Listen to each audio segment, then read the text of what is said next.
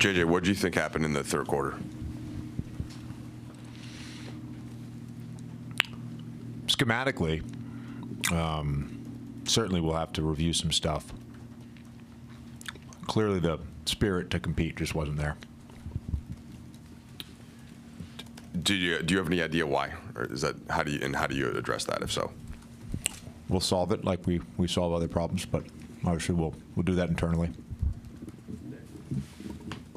It was a atypical AD night based on what we've seen from him this season. Did you have any explanation for his kind of production tonight? Yeah, it felt like he missed some of those touch shots, missed some shots closer in. There were a couple, even in the first half, when I thought we played really well for the most part, outside of some transition stuff. Just, ball just kind of spun around the rim and went out.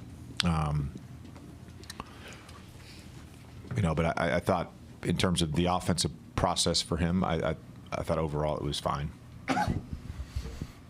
JJ, so much of this is one night type stuff, but when a team like Denver has had so much cumulative success and they start to go on a run early in the third, does that zap more energy out of a team? And in your experience? No, it's a good question. I don't think whatever. I have a pretty clear idea of what happened in the third, but whatever it was. I was not because we were haunted by the ghosts of the past or something like that. It was just kind of obvious to me what happened there. Just not the right spirit. JJ, second consecutive game, you guys were out rebounded by double digits. I guess I'm sure you have to look at the film to kind of decipher that, but yeah. How much of that's competing versus, I guess, the schematic part? Well, we missed a lot of shots and they didn't. I think for us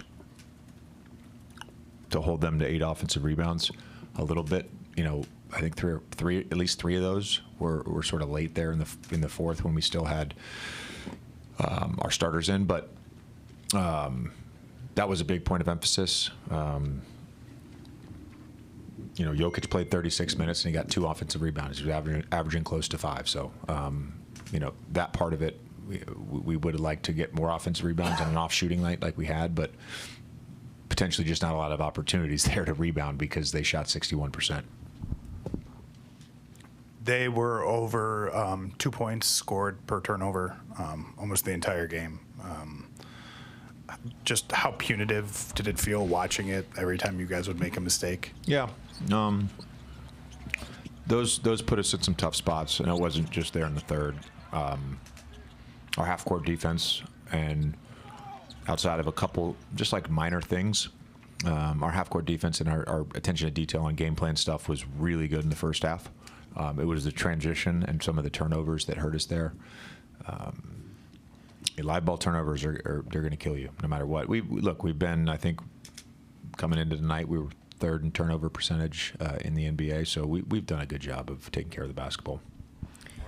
To ensure that the kind of things that you guys have been working on and the messaging how do you say, to make sure that you don't continue some of the mistakes that you guys have been making in terms of the transition defense, in terms of the free throws, in terms of the turnovers late in games, and the third quarter streak. What's your message to the team, and how do you ensure that kind of gets corrected, as you mentioned before? Yeah, some of coaching is playing whack-a-mole. You have to address weaknesses.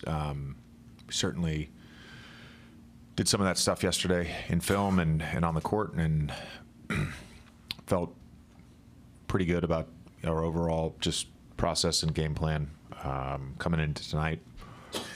And all of us we didn't execute it. But in terms of the defensive stuff, and I told the group this yesterday, like, we can point to whatever we want to point to. Me and my staff will take some ownership on that as well. Like, it's not just players not executing the game plan. It's it's all of us. Like, we're all on the same team. We all want the same outcome. We all want to be a good defensive team. So we've got to figure out that together.